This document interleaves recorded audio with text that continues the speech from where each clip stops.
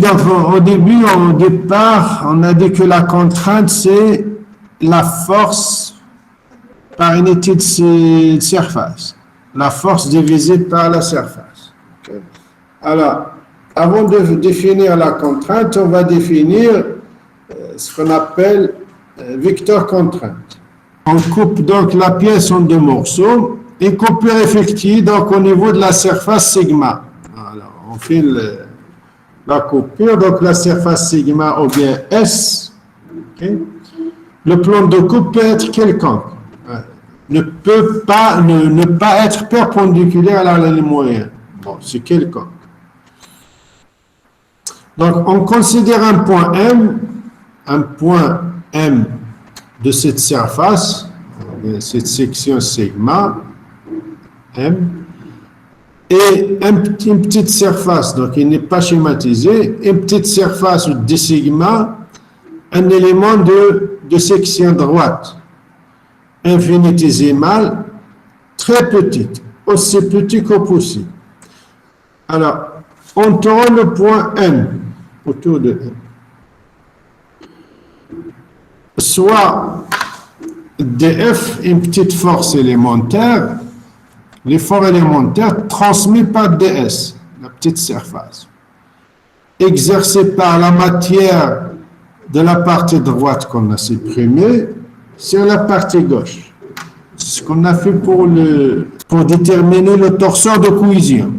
On coupe, on supprime une partie et on étudie une deuxième partie, ou bien la partie gauche, pour déterminer les efforts intérieurs qui sont à l'intérieur. Donc, par définition, on appelle vecteur contrainte au point M pour la coupure ou bien la facette, la surface, de normale N, le vecteur suivant. C'est par définition. Le vecteur contrainte au point M de normale N, c'est un vecteur égal le vecteur dF, la force élémentaire, exercée par la partie droite sur la partie gauche, O2 sur E1, sur la petite surface ds. Donc, le vecteur contrainte, c'est vecteur dF sur ds. C'est par définition. C'est une force par unité de surface. La force que vous divisez donc sur la surface. Alors, ce vecteur contrainte, donc, il est exprimé en mégapascal ou bien newton par millimètre carré. Et il est homogène à impression, c'est comme impression. Alors, maintenant, ce vecteur contrainte, c'est une force par unité de surface. Okay. Alors, c'est un vecteur. Alors, ce vecteur, on peut le décomposer suivant la normale à la surface. Okay. On obtient une contrainte normale qu'on note sigma M, normal.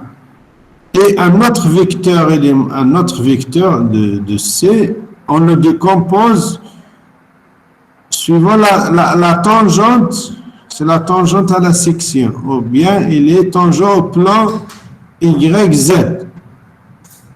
Il est projeté sur la section, c'est la tangente.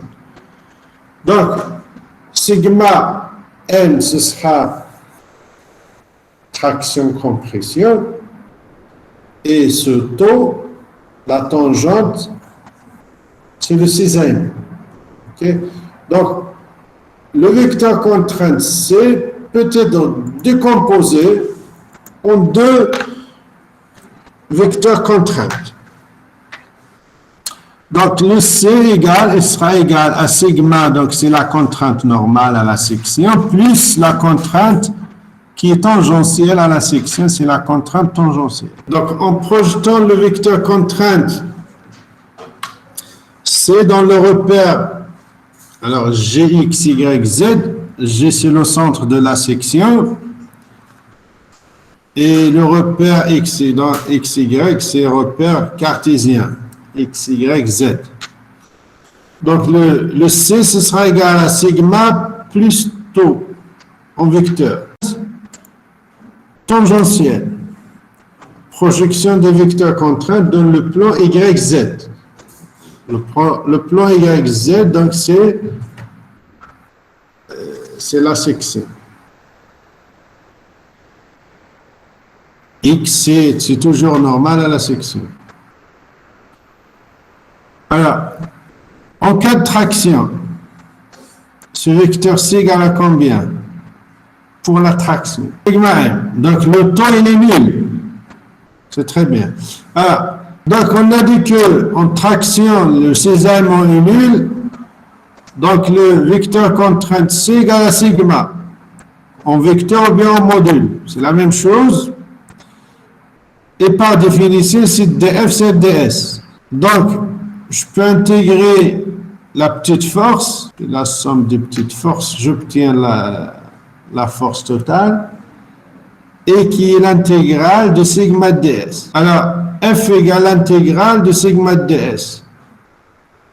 Lorsque sigma, n'est pas constante, c'est pas la même, en tout point, c'est l'intégrale. On fait une hypothèse. Elle est la même en tout point, elle est la même dans la surface. C'est une constante. Donc, elle peut être exprimée à l'extérieur de l'intégrale. Donc, on obtient F égale sigma fois S. Donc, en traction, lorsqu'on dit sigma égale à F sur S, que signifie ça? On a fait une autre hypothèse. On a considéré que la contrainte est la même sur toute la surface. Elle est constante dans la surface. Mais dans l'autre surface, ce ne sera pas la même. OK? Bien. N'oubliez pas ça qu'on a supposé que sigma est constante. Bien. Alors, en traction sigma, c'est F sur S, c'est en mégapascal, ou bien newton par millimètre carré. Alors, maintenant dans la zone élastique, on a la courbe, c'est linéaire.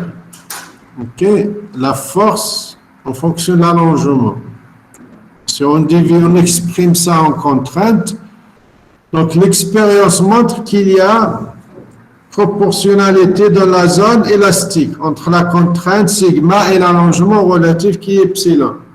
Donc la courbe est linéaire, donc c'est l'équation de droite sigma égale une constante fois déformation. C'est la loi de Hooke.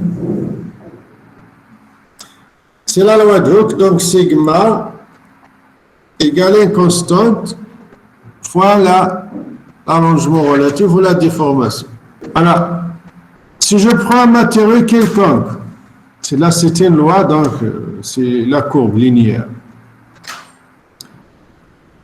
Si sigma est petite, ce paramètre est petit, à un sigma donné, constante, s'il est petite. Alors, ce qui reste à discuter, si sigma est petite et epsilon est plus grand.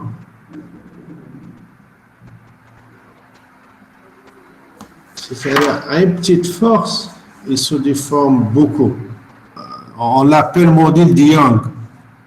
Lorsque ce paramètre, module de Young, est plus grand, le matériau il est rigide. Lorsque celui-là, le module de Young, est petit, le matériau il n'est pas rigide. Il est souple, bien malléable. Bien. Alors, donc cette constante E, donc on l'appelle module de Young. Il est en mégapascal, ou bien newton par millimètre carré. Alors pour les aciers, ce module de Young, il est de l'ordre de 210 000 mégapascal. Les aciers, ils sont rigides. et caractérise la rigidité du matériau.